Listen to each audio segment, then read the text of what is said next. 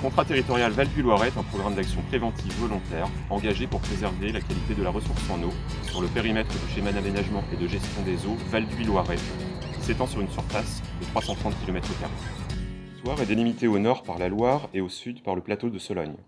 Il est traversé par le Loiret dont le principal affluent est le Dhuy, qui draine le Val d'Orléans à vocation agricole. 69% des surfaces de ce territoire sont occupées par des terres agricoles qui accueillent des productions très diversifiées, grandes cultures, maraîchage, horticulture et arboriculture. Le poids économique de l'agriculture y est important et source d'emploi de main-d'œuvre. 3 captages prioritaires approvisionnant la ville d'Orléans en eau potable sont situés sur le périmètre. L'enjeu principal du territoire réside dans la préservation de la ressource en eau vis-à-vis des produits phytosanitaires. Le contrat territorial Val du Loiret est décliné en 3 volets: milieu aquatique, zone humide et pollution diffuse.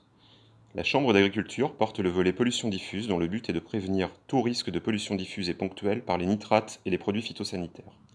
Elle déploie sur le terrain, en partenariat avec tous les agriculteurs du territoire, des actions agricoles envers les agriculteurs et non agricoles à destination des communes, des jardineries, des particuliers et des industries, visant à préserver la qualité de la ressource en eau.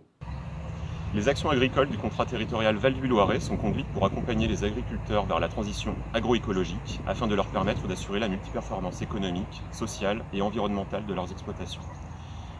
Parmi ces actions agricoles, la Chambre d'agriculture réalise des expérimentations visant à acquérir des références locales sur les différentes productions recensées sur le territoire pour encourager la diversification et pour réduire l'utilisation des produits phytosanitaires. On vous en présente une aujourd'hui. Bonjour, on se retrouve aujourd'hui sur une parcelle de poiriers dans la commune de Saint-Denis-en-Val près d'Orléans. L'objectif de cet essai est d'optimiser l'irrigation sur le poirier de la reprise végétative jusqu'à la récolte grâce à une détermination des coefficients culturaux. Une fois ces coefficients définis, nous pourrons paramétrer l'outil d'aide à la décision NetIrrig afin d'améliorer l'efficience des apports d'eau et donc permettre à l'agriculteur de faire des économies. En plus de cela, en apportant une dose d'eau exacte, l'arboriculteur limitera les risques de stymphiliose, une maladie fongique très préjudiciable, rendant les fruits incommercialisables. Notre essai se déroule sur 2 modalités, le facteur de variation et le type de sol. Sur la première modalité, nous avons un limon sableux, tandis que sur la deuxième, c'est une argile lourde avec une réserve utile beaucoup plus importante. La variété, l'itinéraire technique et les conditions climatiques sont les mêmes.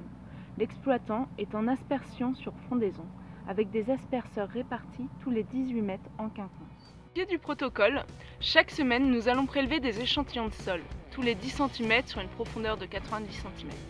Les prélèvements seront ensuite séchés à l'étuve pendant 24 heures.